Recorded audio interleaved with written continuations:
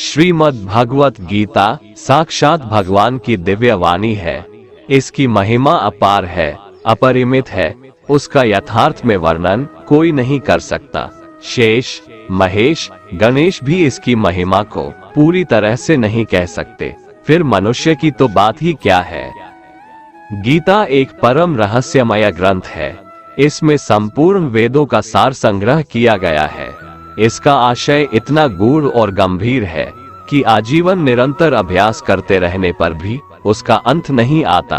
भगवान के गुण, प्रभाव, स्वरूप, तत्व, रहस्य और उपासना का तथा कर्म एवं ज्ञान का वर्णन जिस प्रकार भगवत गीता में किया गया है, वैसा अन्य ग्रंथों में एक साथ मिलना कठिन है। भगवत गीता एक ऐसा अनुपमेय शास्त्र है जिसका एक भी शब्द सदुपदेश से खाली नहीं है। गीता सर्वशास्त्रमयी है। इसे सारे शास्त्रों का खजाना कहा जाता है। गीता का भली भांति ज्ञान हो जाने पर सभी शास्त्रों का तात्विक ज्ञान अपने आप हो जाता है। गीता को हम भगवान से भी बढ़कर कहें तो कोई अत्युक्ति नहीं होगी। भगवान ने स्वयं कहा है, मैं गीता के आश्रय में रहता हूँ। गीता मेरा श्रेष्ठ घर है। गीता के ज्ञान का सहारा लेकर ही मैं तीनों लोकों का पालन करता हूँ। इसके सिवा गीता में ही भगवान अपने मुक्त कंठ से यह घोषणा करते हैं कि जो कोई मनुष्य मेरी इस गीता रूप आज्ञा का पालन करेगा वह निसंदेह मुक्त हो जाएगा। यही नहीं, भगवान कहते हैं कि जो कोई इसका अध्ययन भी करेगा उसके द्वारा मैं ज्ञान यज्ञ से पूजित होऊंगा। भगवान कहते हैं, जो मनुष्य गीता का रहस्य भक्तों को धारण कराता है और उनमें इसका विस्तार एवं प्रचार करता है, वो मनुष्य मुझे अतिशय प्रिय है। गीता संपूर्ण जीवन दर्शन है और इसका अनुसरण करने वाला व्यक्ति सर्वश्रेष्ठ होता है। भगवत गीता ही है जो आधुनिक युग में समस्याओं से घिरे हुए मनुष्य को एक कर्मशील जीवन जीने के लिए प्रेरित करती है। गीता ऐसे प्रेरणादायक संदेशों का महासागर है जो जीवन से निराश मनुष्य को आशाओं से भर देती है। श्रीमद् भगवत गीता एकमात्र ऐसा ग्रंथ है जो मनुष्य को जीने का सही तरीका बताती है। गीता जीवन में धर्म, कर्म और प्रेम का पाठ पढ़ाती है। श्रीमद् भगवत गीता का ज्ञान मानव जीवन और जीवन के बाद का जीवन दोनों के लिए उपयोगी माना गया है। भगवत गीता में कुल 18 अध्याय है और 700 श्लोक है, जिसे सभी के लिए पढ़ पाना थोड़ा मुश्किल है। इसीलिए आज के इस बेहद ही खास वीडियो में हम संपूर्ण गीता सार के बारे में बात करने वाले हैं, जिन्हें जानकर आप श्रीमद् भगवत गीता का सही मतलब समझ पाएंगे। इसलिए इन विचारों को आप हर रोज जरूर सुने। तो चलिए अब देर नहीं करते हुए वीडियो शुरू करते हैं। भगवान श्री कृष्ण कहते हैं कि हे अर्जुन, तुम्हें किसका मोह है? इस रणस्थली में युद्ध प्रारंभ होने से ठीक पहले तुम्हारा इस तरह से शस्त्र त्याग देना बिल्कुल भी उचित नहीं है, क्योंकि न तो ये श्रेष्ठ पुरुषों द्वारा आचरित है, न स्वर्ग को देने वाला है और न कीर्ति बढ़ाने वाला है। इसीलिए हे अर्जुन, नपुंसकता को मत प्राप्त हो। हृदय की तुच्छ दुर्बलता को त्यागो, उठो और युद्ध करो। तुम उसका शोक करते हो जो शोक करने के योग्य भी नहीं है और पंडितों जैसी बातें करते हो। ज्ञानी व्यक्ति ना तो मरने वाले का शोक करते हैं और ना ही उनका शोक करते हैं जो अभी जिंदा है, क्योंकि वो जानते हैं जो मर गया वो फिर से जन्म लेगा और जो जिंदा है वो एक दिन जरूर मरेगा। हे अर्जुन, न तो ऐसा है कि मैं किसी काल में नहीं था या तू नहीं था अथवा ये राजा लोग नहीं थे, और ना ऐसा है कि इससे आगे हम सब नहीं रहेंगे। वर्तमान शरीर की उत्पत्ति से पहले भी हम सब थे और पीछे भी रहेंगे। शरीर के नाश होने से आत्मा का नाश नहीं होता, अतः नाश की आशंका से इन सब के लिए शोक करना उचित नहीं है। आत्मा अजर अमर है। आत्मा न तो मरता है और न ही जन्म लेता है, क्योंकि आत्मा अजन्मा, नित्य, सनातन और पुरातन है। शरीर के मारे जाने पर भी यह नहीं मरता। जैसे मनुष्य पुराने वस्त्रों को त्याग कर नए वस्त्र धारण करता है, ठीक उसी प्रकार जीवात्मा पुराने व्यर्थ शरीर को त्याग कर नए शरीर को धारण करती है। आत्मा को शस्त्र काट नहीं सकते और न अग्नि इसे जला सकती है, जल इसे गीला नहीं कर सकता और ना ही वायु इसे सुखा सकती है।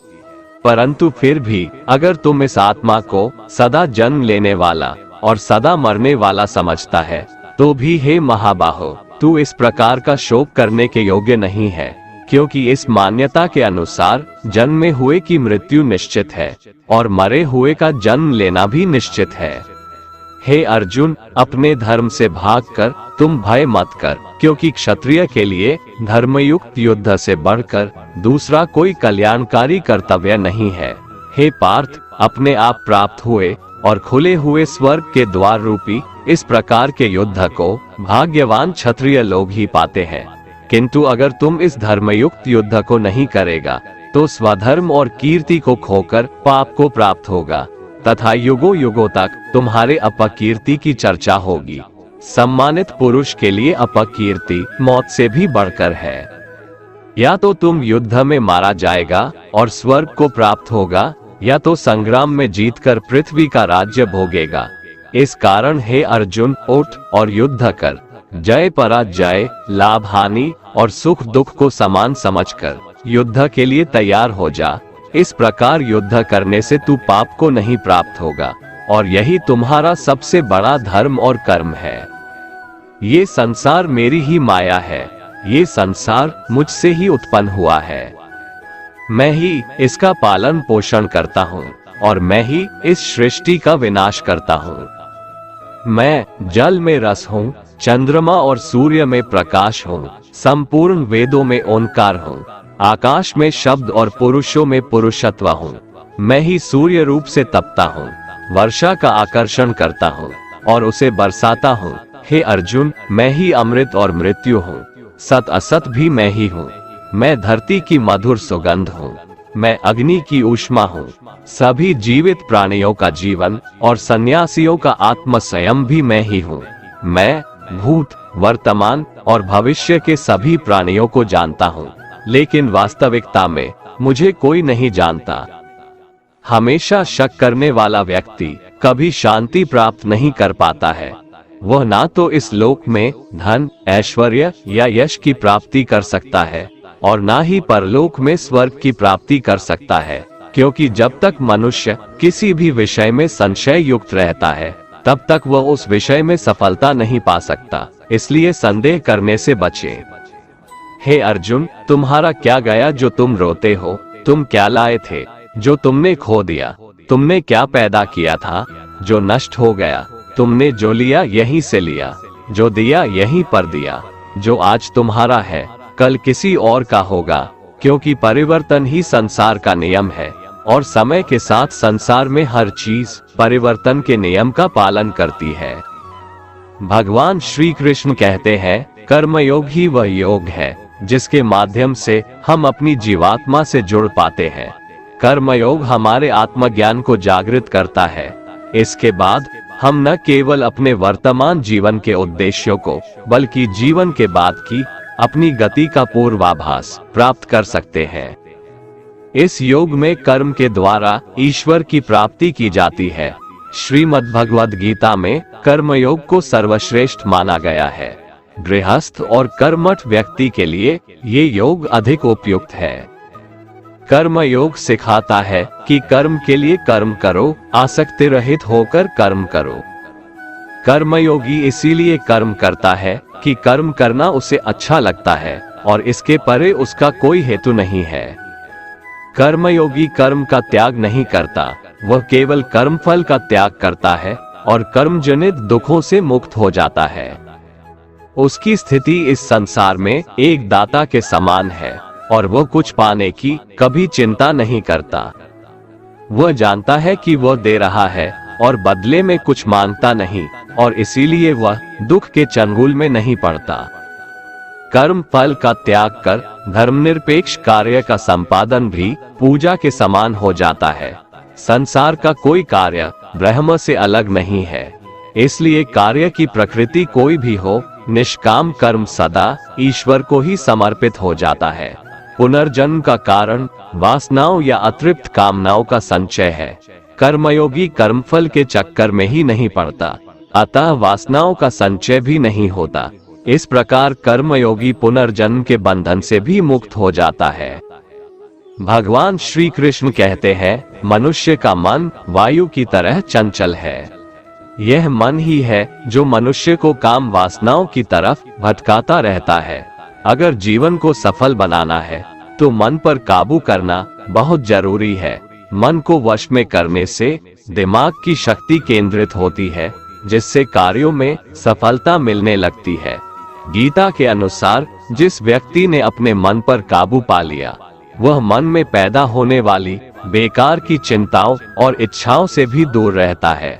साथ ही व्यक्ति अपने लक्ष्य को भी आसानी से प्राप्त कर लेता है। अगर मन को वश में नहीं करोगे तो वह तुम्हारा सबसे बड़ा शत्रु बन जाएगा। भगवान कहते हैं, जो मनुष्य सुख और दुख में शांत रहता है, जिसके राग भय और क्रोध नष्ट हो गए हैं, जो मनुष्य शुभ और अशुभ वस्तु को पाकर न प्रसन्न होता है और न द्वेष करता है, जिन्होंने अपनी इंद्रियों को वश में कर लिया है, वो स्थिर बुद्धि मनुष्य मुनि के समान है। ऐसा मनुष्य स्थिर चित्त और इंद्रियों को वश में करके ज्ञान द्वारा परमात्मा को प्राप्त करके हमेशा संतुष्ट रहता है। क्रोध मनुष्य को नरक की ओर ले जाने वाला द्वार है। क्रोध करने से व्यक्ति का मन अशांत हो जाता है और उसकी स्मरण शक्ति भ्रमित हो जाती है। स्मृति में विभ्रम होने से उसकी बुद्धि नष्ट हो जाती है और फिर व्यक्ति का पतन हो जाता है। भगवान श्री कृष्ण कहते हैं, मनुष्य को क्रोध करने से बचना चाहिए। कितना भी गुस्सा आए, स्वयं को शांत रखने का प्रयास करें। श्री भगवान कहते हैं, जिस प्रकार समुद्र की स्थिति अचल है, भारी से भारी आंधी तूफान आने पर या अनेक नदियों के जल प्रवाह उसमें प्रविष्ट होने पर भी वह अपनी स्थिति से विचलित नहीं होता, मर्यादा का त्याग नहीं करता, उसी प्रकार परमात्मा के स्वरूप में स्थित योगी की स्थिति भी सर्वथा अचल होती है। बड़े से बड़े सांसारिक सुख दुखों का संयोग वियोग होने पर भी उसकी स्थिति में जरा भी अंतर नहीं पड़ता। वह योगी परमात्मा में नित्य, निरंतर, अटल और एकरस स्थित रहता है। जो मनुष्य संपूर्ण कामनाओं को त्याग कर ममता रहित, अहंकार रहित और स्पृहा रहित होकर विचरण करता है, वही मनुष्य शांति को प्राप्त कर पाता है। जिस प्रकार प्रकाश की ज्योति अंधेरे में चमकती है, ठीक उसी प्रकार सत्य भी चमकता है। इसलिए व्यक्ति को सदैव सत्य के मार्ग पर चलना चाहिए। सत्य कभी दावा नहीं करता है कि मैं सत्य हूँ, लेकिन झूठ हमेशा दावा करता है कि सिर्फ मैं ही सत्य हूँ। इस संपूर्ण संसार में कोई भी व्यक्ति महान नहीं जन्मा होता है, बल्कि उसके कर्म उसे महान बनाते हैं। सही कर्म वह नहीं है जिसके परिणाम हमेशा सही हो, अपितु सही कर्म वह है जिसका उद्देश्य कभी गलत ना हो। श्रेष्ठ पुरुष जैसा आचरण करता है, अन्य पुरुष भी वैसा ही आचरण करते हैं। वो जो कुछ प्रमाण देता है, समस्त मनुष्य समुदाय उसी के पद चिन्हों पर अपने रास्ते चुनता है। इसलिए सज्जन व्यक्तियों को सदैव अच्छा व्यवहार करना चाहिए। जो मनुष्य ईश्वर में श्रद्धा नहीं रखते, वो अज्ञानी मनुष्य जीवन में कभी भी सुख, शांति और सफलता को प्राप्त नहीं कर पाते। ऐसे मनुष्य की बुद्धि विपरीत हो जाती है। वे लौकिक और पारलौकिक सब प्रकार के सुख साधनों को विपरीत ही समझने लगते हैं। इसी कारण वे विपरीत आचरणों में प्रवृत्त हो जाते हैं। इसके फलस्वरूप उनका इस लोक में और परलोक में पतन हो जाता है। वे अपनी वर्तमान स्थिति से भी भ्रष्ट हो जाते हैं और मरने के बाद उनको अपने कर्मों का फल भोगने के लिए सूकर, कुकर आदि नीच योनियों में जन्म लेना पड़ता है या घोर नरक में पड़कर भयानक यातनाएं भोगनी पड़ती है। भगवान श्री कृष्ण कहते हैं, जो मनुष्य अपने कर्तव्यों का पालन करते हुए विपरीत परिस्थितियों में भी अपने धर्म के मार्ग पर अडिग रहता है और उसके कारण अगर उसकी मृत्यु भी हो जाती है, तो वह मृत्यु भी उसके लिए परम कल्याणकारक बन जाता है और उस मनुष्य को स्वर्ग की प्राप्ति होती है। हे अर्जुन, मेरे और तुम्हारे बहुत से जन्म हो चुके हैं। उन सबको तू नहीं जानता, किंतु मैं जानता हूँ। मैं अजन्मा और अविनाशी हूँ। मैं समस्त प्राणियों का ईश्वर होते हुए भी अपनी प्रकृति को अधीन करके अपनी योग माया से प्रकट होता रहता हूँ। जब जब इस धरती पर धर्म की हानि और अधर्म की वृद्धि होती है, तब तब अधर्म का विनाश और धर्म की पुनर्स्थापना हेतु मैं अपने एक नए रूप को रचता हूँ और लोगों के सम्मुख प्रकट होता रहता हूँ। मनुष्य मेरी जिस भी रूप की पूजा करते हैं, मैं भी उनको उनकी भावना के अनुसार उसी रूप में दर्शन देता हूँ। मनुष्य जिस जिस भाव से मेरी उपासना करते हैं, मैं उनके उस भाव का ही अनुसरण करता हूँ। जो मेरा चिंतन करता है, उसका मैं चिंतन करता हूँ। जो मेरे लिए व्याकुल होता है, उसके लिए मैं भी व्याकुल हो जाता हूँ। जो मुझे अपना सर्वस्व अर्पण कर देता है, मैं भी उसे अपना सर्वस्व अर्पण कर देता हूँ।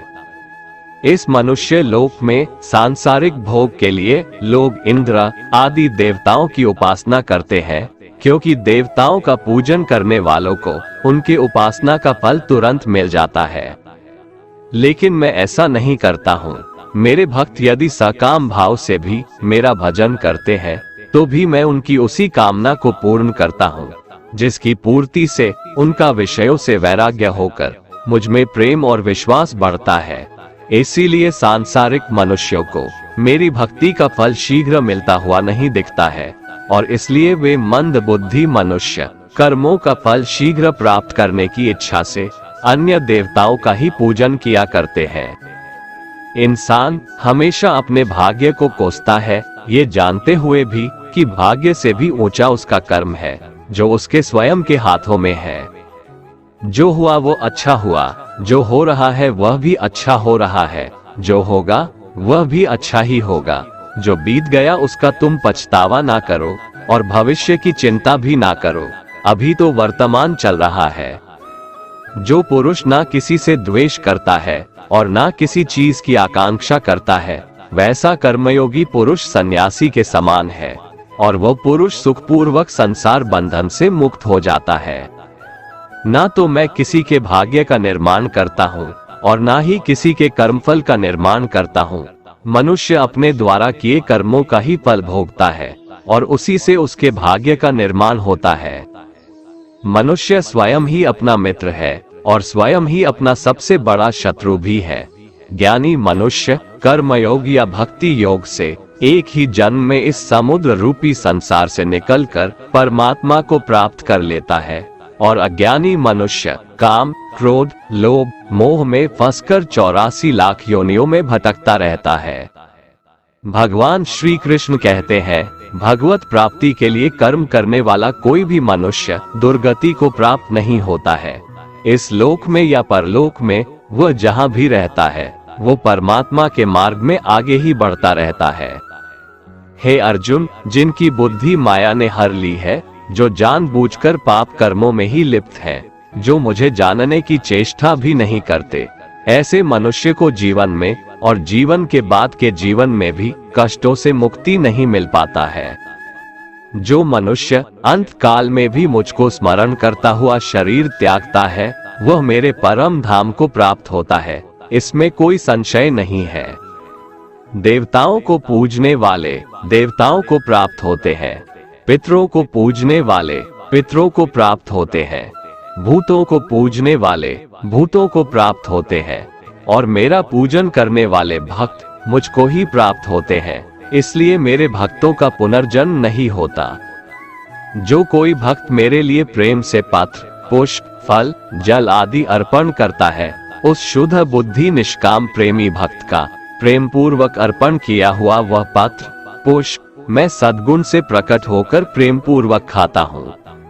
भगवान श्री कृष्ण कहते हैं, हे अर्जुन, तू जो कर्म करता है, जो खाता है, जो हवन करता है, जो दान देता है और जो तप करता है, वह सब मुझे अर्पण कर, मैं तुम्हें मुक्ति प्रदान करूंगा। मेरे लिए ना तो कोई प्रिय है और ना ही अप्रिय, परंतु जो भक्त मुझको प्रेम से भजते हैं, वो मुझ में है और मैं उनमें हूँ। यदि कोई दुराचारी भी अनन्य भाव से मेरा भक्त बनकर मुझको भजता है, तो वह पुरुष भी साधु के समान है, क्योंकि उसने भली भांति निश्चय कर लिया है कि परमेश्वर के भजन के समान अन्य कुछ भी नहीं है। स्त्री, वैश्य, शूद्र, भूत, पिशाच, चांडाल कोई भी हो, वो मेरी शरण में आकर परम गति को प्राप्त होते हैं। हमारे तामसिक गुण हमारे अंदर हीन भावना पैदा करके हमें खुद को उदास और नुकसान पहुंचाते हैं, और हमारे राजसिक गुण हमें ईर्ष्यालु और लोभी बना देते हैं। भगवान श्री कृष्ण कहते हैं, हर मनुष्य को तामसिक और राजसिक गुणों को खत्म करके अपने सात्विक गुणों से परिचित होना पड़ेगा। सात्विक गुण वो है जो आत्मा को अपने आसपास की हर चीज से जोड़े रखता है और उन्हें प्यार करना सिखाता है। किसी का अच्छा ना कर सको तो बुरा भी मत करना, क्योंकि दुनिया कमजोर है लेकिन दुनिया बनाने वाला नहीं। जिंदगी में हम कितने सही हैं और कितने गलत हैं, ये केवल दो लोग जानते हैं, एक परमात्मा और दूसरी हमारी अंतरात्मा। अपने आप को भगवान के प्रति समर्पित कर दो, यही सबसे बड़ा सहारा है। जो कोई भी इस सहारे को पहचान गया है वह डर, चिंता और दुखों से आजाद रहता है। मनुष्य को सबसे पहले खुद का आकलन करना चाहिए, अर्थात खुद के बारे में जान लेना चाहिए। खुद की काबिलियत और क्षमता को जानना ही मनुष्य को आत्मज्ञान की प्राप्ति करा सकता है। जब तक मनुष्य खुद के बारे में जान नहीं लेगा, तब तक उस मनुष्य का उद्धार नहीं हो सकता। श्रीमद् भगवद गीता में भगवान श्री कृष्ण कहते हैं कि हर एक मनुष्य को अपने आप पर पूरा पूरा भरोसा करना चाहिए, क्योंकि जो लोग खुद पर विश्वास करते हैं वह अवश्य ही सफलता प्राप्त करते हैं। ऐसा भी बताया जाता है कि जो व्यक्ति जैसा विश्वास करता है आखिरकार वैसा ही बन जाता है। सुख और दुख सर्दी और गर्मी के समान है। आज अगर दुख है तो कल सुख भी अवश्य होगा। इसलिए इन दोनों ही परिस्थितियों में मनुष्य को संयम से काम लेना चाहिए।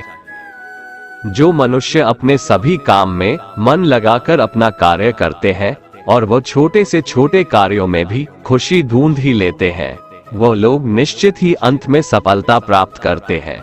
वहीं दूसरी तरफ ऐसे मनुष्य भी होते हैं जो अपने काम को बस एक बोझ समझकर बस पूरा कर देना चाहते हैं और अपने किसी भी काम को सही ढंग से नहीं करते हैं।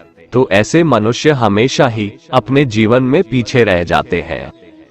जो लोग स्वार्थी प्रवृत्ति के हैं, जो सिर्फ अपना मतलब साधने में लगे रहते हैं, जिन्हें दूसरों की भलाई से कोई मतलब नहीं है, ऐसे लोगों का कभी भला नहीं होता। श्री कृष्ण ने गीता सार में उन लोगों के लिए इस उपदेश के माध्यम से बहुत बड़ी सीख दी है। भगवान कहते हैं, स्वार्थ शीशे में फैली धूल की तरह है, जिसकी वजह से व्यक्ति अपना प्रतिबिंब ही नहीं देख पाता। इंसान का स्वार्थ उसे अन्य लोगों से दूर ले जाकर नकारात्मक हालातों की तरफ धकेलता है, जिसके चलते व्यक्ति अकेला रह जाता है। अगर आप चाहते हैं कि आप भी अपना जीवन खुशीपूर्वक व्यतीत करें, तो इसके लिए यह जरूरी है कि आप अपने स्वार्थ को कभी अपने पास नहीं आने दें, क्योंकि स्वार्थी मनुष्य दोस्ती भी सिर्फ अपना स्वार्थ निकालने के लिए करते हैं। ईश्वर हमेशा मनुष्यों का साथ देता है। जो व्यक्ति इस प्रभावशाली सत्य को मान लेता है तो उसका जीवन पूरी तरह बदल जाता है। सृष्टि निर्माता ईश्वर ही है जो संपूर्ण जगत को चला रहा है। वहीं इंसान तो बस ईश्वर की हाथ की एक कठपुतली है। इसलिए इंसान को कभी अपने भविष्य या फिर अतीत की चिंता नहीं करनी चाहिए, क्योंकि हर विकट परिस्थिति में ईश्वर इंसान का साथ देता है और उसे मुश्किल से बाहर निकालता है। इसलिए हम सभी को ईश्वर पर भरोसा रखना चाहिए। श्रीमद् भगवत गीता में श्री कृष्ण ने यह उपदेश दिया है कि अपने काम को पहले प्राथमिकता दें और पहले अपने काम को पूरा करने की कोशिश करें, तभी दूसरे का काम करें। क्योंकि जो लोग पहले अपने काम को नहीं करते और दूसरे का काम करते रहते हैं, वे लोग अक्सर परेशान रहते हैं। मनुष्य अपने हृदय से जो दान कर सकता है वो अपने हाथों से नहीं कर सकता, और मौन रहकर जो कुछ वो कह सकता है वो शब्दों से नहीं कह सकता। जो चीजें हमारे दायरे से बाहर हो उसमें समय गंवाना मूर्खता ही होगी। किसी भी व्यक्ति को ना तो समय से पहले और ना ही भाग्य से अधिक कुछ मिलता है।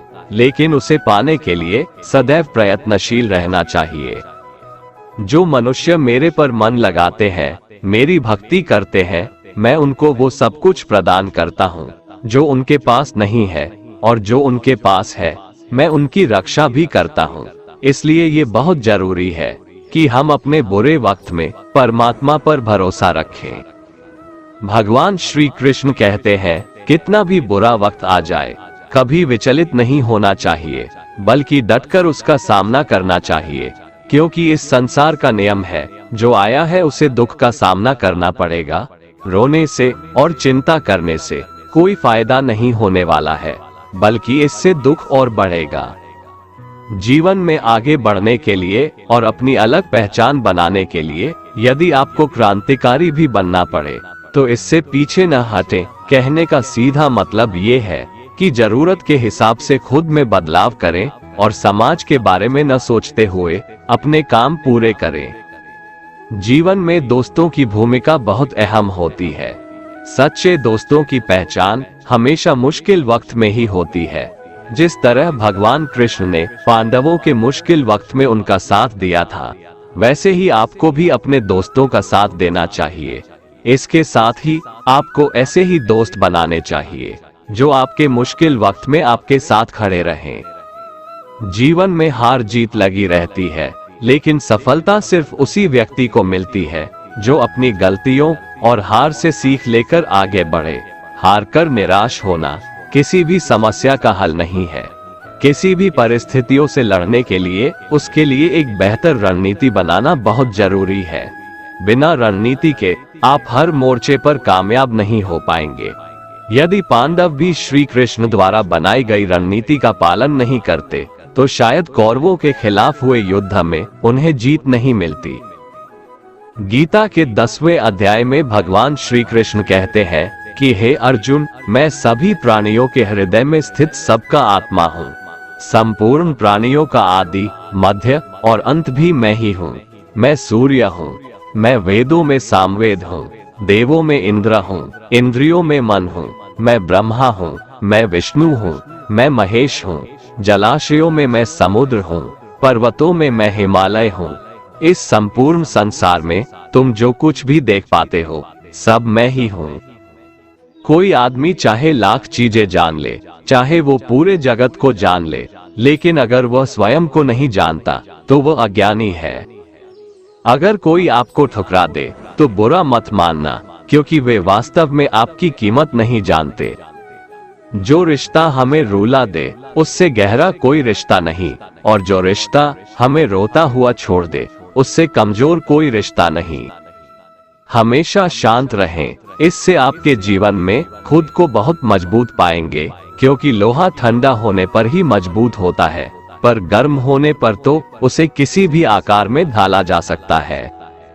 किसी विपत्ति के समय आपको ये 7 गुण बचाएंगे: आपका ज्ञान, आपकी विनम्रता, आपकी बुद्धि, आपके भीतर का साहस, आपके अच्छे कर्म, सच बोलने की आदत और ईश्वर में विश्वास। आत्मा हमेशा जानती है कि सही क्या है और गलत क्या है, लेकिन मनुष्य के सामने चुनौती तो मन को समझने की होती है। मुश्किल समय में व्यक्ति अकेला हो जाता है, लेकिन मुश्किलों की वजह से वही व्यक्ति मजबूत हो जाता है। जो आपको सम्मान दे उसी को सम्मान दीजिए। हैसियत देखकर सर झुकाना कायरता का लक्षण है। हे अर्जुन, जो न कभी हर्षित होता है, ना किसी से द्वेष करता है, ना शोक करता है, ना कामना करता है, जो शुभ और अशुभ संपूर्ण कर्मों का त्यागी है, वह ज्ञानी मनुष्य मुझको अति प्रिय है। मुझे पाने के 3 तरीके हैं: ध्यान योग, ज्ञान योग और कर्म योग, और इन सब में कर्मयोग सबसे प्रधान है। किसी पर विश्वास करना हो तो उनकी बातों पर नहीं, उनकी हरकतों पर ध्यान दो। गुस्से के वक्त थोड़ा रुक जाने से और गलती के वक्त थोड़ा झुक जाने से जिंदगी और भी आसान हो जाती है। भगवान श्री कृष्ण कहते हैं, जो मनुष्य मुझे जान लेता है वह जन्म मरण के बंधनों से मुक्त हो जाता है। जो मनुष्य भगवद गीता को पढ़कर उस पर अमल करता है उसके सारे दुष्कर्मों का प्रभाव समाप्त हो जाता है।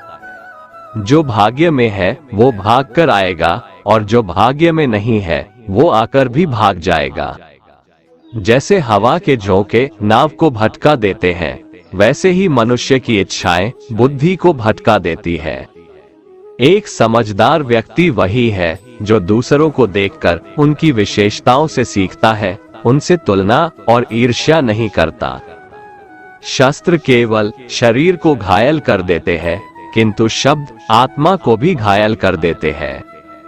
जो मनुष्य अपने को परमात्मा से अलग नहीं समझता है और ना ही इस शरीर से अपना कोई संबंध मानता है, वह सदा के लिए जन्म मरण से मुक्ति पा लेता है। जो व्यक्ति आध्यात्मिक जागरूकता के शिखर तक पहुंच चुके हैं, उनका मार्ग है निस्वार्थ कर्म, और जो भगवान के साथ संयोजित हो चुके हैं, उनका मार्ग है स्थिरता और शांति। मानव कल्याण ही भगवत गीता का प्रमुख उद्देश्य है, इसलिए मनुष्य को अपने कर्तव्यों का पालन करते समय मानव कल्याण को प्राथमिकता देना चाहिए। श्री कृष्ण कहते हैं, जो तुम्हारा साथ देता है तुम उसका साथ दो, जो तुम्हें धोखा देता है तुम उसे त्याग दो। जिस जगह आपका सम्मान नहीं हो वहां पर कभी जाना नहीं चाहिए, वरना लोग आपको कमजोर और बेवकूफ समझेंगे। जहां बारिश ना हो वहां फसल खराब हो जाती है, और जहां संस्कार ना हो वहां नस्ल भी खराब हो जाती है। जो लोग ये कहते हैं मेरे पास वक्त नहीं है, असल में उनके खास रिश्तों की गिनती में आपका नाम ही नहीं है।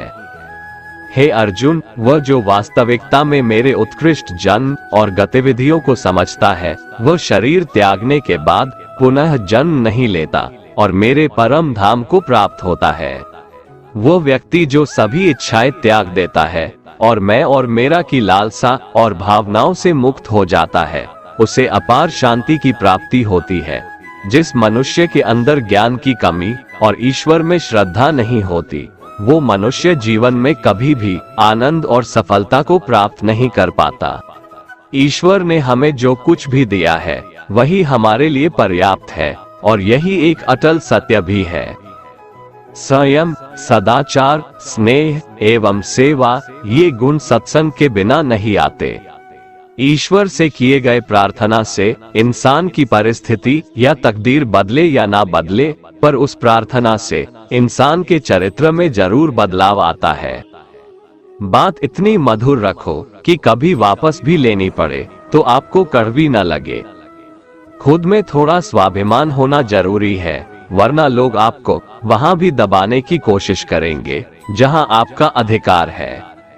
कोई एक महापुरुष ही आत्मा को आश्चर्य की भांति देखता है, वैसा ही दूसरा कोई महापुरुष ही इसके तत्व का आश्चर्य की भांति वर्णन करता है, तथा दूसरा कोई अधिकारी पुरुष ही इसे आश्चर्य की भांति सुनता है, और कोई कोई तो सुनकर भी इसको नहीं जानता। श्री भगवान कहते हैं, दुख सुख को समान समझने वाले जिस धीर पुरुष को ये इंद्रिय और विषयों के संयोग व्याकुल नहीं करते, वह मोक्ष के योग्य होता है। जब तक तुम अपने आप से नहीं हार जाओ, तब तक दुनिया की कोई ताकत तुम्हें हरा नहीं सकती है। कमजोर तुम नहीं, तुम्हारा वक्त है, और वक्त सबका बदलता है। तुम बस अपना कर्म करते जाओ। जिसने कभी संकट नहीं देखा, उसे अपनी ताकत का कभी एहसास नहीं होगा। जो दूसरों की तकलीफों को समझते हैं, जिनमें दया है, जो दिल से अच्छे हैं, उन्हें दोबारा जन्म नहीं लेना पड़ता है। किसी को कुछ देकर घमंड मत कर, क्या पता तू दे रहा है या पिछले जन्म का कर्ज चुका रहा है। घमंडी मनुष्य का वंश, वैभव और प्रतिष्ठा तीनों ही चले जाते हैं। विश्वास न हो तो रावण, कौरव और कंस को देख लो। चुप रहने से बड़ा कोई जवाब नहीं, और माफ कर देने से बड़ी कोई सजा नहीं। जिस मनुष्य के पास सब्र की ताकत है, उस मनुष्य की ताकत का कोई मुकाबला नहीं कर सकता। हमारी व्यर्थ की चिंता और मन का भय एक ऐसा रोग होता है जिससे हमारी आत्मीय शक्ति बिखर जाती है। मनुष्य को जीवन की चुनौतियों से भागना नहीं चाहिए, और न ही भाग्य और ईश्वर की इच्छा जैसे बहानों का प्रयोग करना चाहिए। यज्ञ से बचे हुए अन्न को खाने वाले श्रेष्ठ पुरुष सब पापों से मुक्त हो जाते हैं, और जो पापी लोग अपना शरीर पोषण करने के लिए ही अन्न पकाते हैं वे तो पाप को ही खाते हैं। अर्थात जो लोग ईश्वर को याद किए बिना अपने जिंदा रहने में ही लगे रहते हैं उन्हें चोर समझना चाहिए। केवल ज्ञान ही एक ऐसा अक्षय तत्व है जो कहीं भी किसी भी अवस्था में और किसी भी काल में मनुष्य का साथ नहीं छोड़ता। धरती पर जिस प्रकार मौसम में बदलाव आता है उसी प्रकार जीवन में भी सुख दुख आता जाता रहता है। युद्ध हो या जीवन, सफलता केवल 3 शस्त्रों से प्राप्त होती है, धर्म, धैर्य और साहस। कोई भी मनुष्य जन्म से नहीं बल्कि अपने कर्मों से महान बनता है। कुछ पाना है तो खुद पर भरोसा कीजिए, क्योंकि सहारे कितने भी सच्चे और अच्छे हो साथ छोड़ ही जाते हैं। मित्र गरीब है या अमीर यह मायने नहीं रखता, बल्कि वो आपके बुरे समय में आपका साथ कितना देता है यह मायने रखता है। धर्म चाहे जो भी हो, अच्छे इंसान बनो, हिसाब हमारे कर्म का होगा, धर्म का नहीं। खुशी के लिए काम करोगे तो खुशी नहीं मिलेगी, लेकिन खुश होकर काम करोगे तो खुशी जरूर मिलेगी। जब आप दूसरों के लिए अच्छा चाहते हैं तो वही अच्छी चीजें आपके जीवन में वापस आती है। यही प्रकृति का नियम है। आपका मूल्य इससे तय नहीं होता कि आप क्या है, यह इससे तय होता है कि आप खुद को क्या बनाने की क्षमता रखते हैं। हंसता हुआ मन और हंसता हुआ चेहरा यही सच्ची संपत्ति है। जितना इंतजार वो आपसे करवा रहा है, समय आने पर वो इतना देगा कि संभाल भी नहीं पाओगे। कोई आपका साथ ना दे तो निराश मत होना, क्योंकि परमात्मा से बड़ा हमसफर कोई नहीं होता।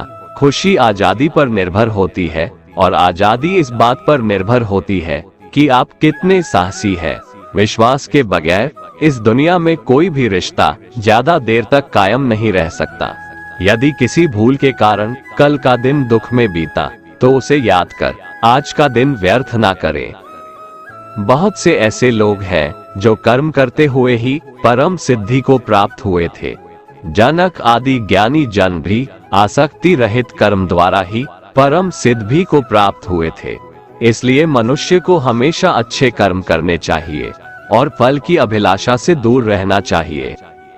हे अर्जुन, मेरा इन तीनों लोकों में न तो कुछ कर्तव्य है और न ही कोई वस्तु प्राप्त करने योग्य है, फिर भी मैं कर्म करते हुए अपने कर्तव्य का निर्वाह करता हूँ। श्री भगवान कहते हैं, हे पार्थ, यदि मैं कर्मों को करने में सावधानी ना बरतूं तो बड़ा अनर्थ हो जाएगा, क्योंकि मनुष्य सब प्रकार से मेरे ही मार्ग का अनुसरण करते हैं। कान्हा कहते हैं, मैं ना तो तुम्हारी महंगी भेंट से प्रसन्न होता हूँ और ना ही दिखावटी दान दीक्षा से। अगर मेरे मन को जीतना है तो मुझे प्रेम से पुकारो, मैं हाजिर हो जाऊंगा। अवास्तविक चीजों को लेकर मन में कभी डर पैदा मत होने दो। वो वास्तविक नहीं है, वह ना तो कभी था और ना कभी होगा। इसके विपरीत जो वास्तविक है वह हमेशा से था और उसे ना तो बदला जा सकता है ना कभी नष्ट किया जा सकता है। जो मनुष्य किसी अच्छे काम में लगा हुआ होता है, आने वाले समय में उसका अंत कभी बुरा नहीं होता है। मनुष्य को निडर, शुद्ध और आध्यात्मिक बनना चाहिए। जीवन का आनंद लो, उदार दिल से बातें करो, किसी पर क्रोध मत करो, किसी का अहित मत सोचो, सभी के साथ सद्भाव के साथ पेश आओ। कर्म का नियम कहता है कि प्रत्येक घटना का एक कारण और प्रभाव होता है। समान रूप से किए गए कार्य के परिणाम अलग अलग हो सकते हैं। ये केवल इस बात पर निर्भर करता है कि वो कर्म करता किस प्रकार है। जिस प्रकार आग एक लकड़ी को जलाकर राख कर देती है, उसी प्रकार आत्मा ज्ञान आपके अंदर चलने वाले सभी द्वैत कार्यों को भस्म कर आपको आंतरिक शांति प्रदान करता है। भगवान पर विश्वास उस बच्चे की तरह करो जिसे हवा में उछालो तो वह हंसता है, वह डरता नहीं है, क्योंकि वह जानता है कि आप उसे गिरने नहीं दोगे। दुनिया में हमारे सामने चाहे जो परिस्थिति आ जाए, एक काम करना, अपने जीवन को ऊपर वाले को सौंप देना।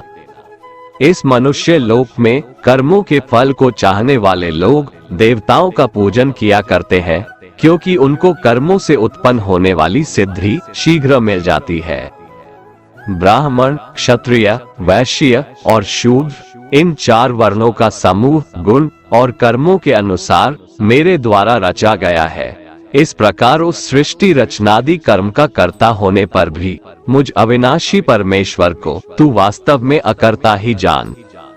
कर्मों के फल में मेरी स्पृहा नहीं है, इसलिए मुझे कर्म लिप्त नहीं करते। यहाँ श्री भगवान के कहने का भाव है कि कर्म करो, लेकिन फल की इच्छा से नहीं, बस अपना कर्म करते जाओ और आगे बढ़ते जाओ। पूर्व काल में पूर्वजों ने भी इस प्रकार मेरे बताए अनुसार ही कर्म किए हैं और मोक्ष को प्राप्त हुए हैं। इसलिए अगर तू भी मोक्ष को पाना चाहता है तो पूर्वजों द्वारा सदा से किए जाने वाले कर्मों को ही कर। जिसकी आसक्ति सर्वथा नष्ट हो गई है, जो अपने देह पर अभिमान नहीं करता और जो ममता से रहित हो गया है, जिसका चित्त निरंतर परमात्मा के ज्ञान में स्थित रहता है, वैसा कर्मयोगी अपना कर्म यज्ञ की तरह करता है और मोक्ष को प्राप्त होता है। जो अपना सब कुछ परमात्मा को अर्पित कर देता है, जिसके लिए परमात्मा ही सब कुछ है, जो अपने हर कर्म में परमात्मा को देखता है और हर कर्म परमात्मा के लिए करता है, वैसा कर्मयोगी मोक्ष का अधिकारी होता है। जो मनुष्य मुझसे परम प्रेम करके इस परम रहस्य युक्त गीता शास्त्र को मेरे भक्तों में कहेगा, वह मुझको ही प्राप्त होगा, इसमें कोई संदेह नहीं है।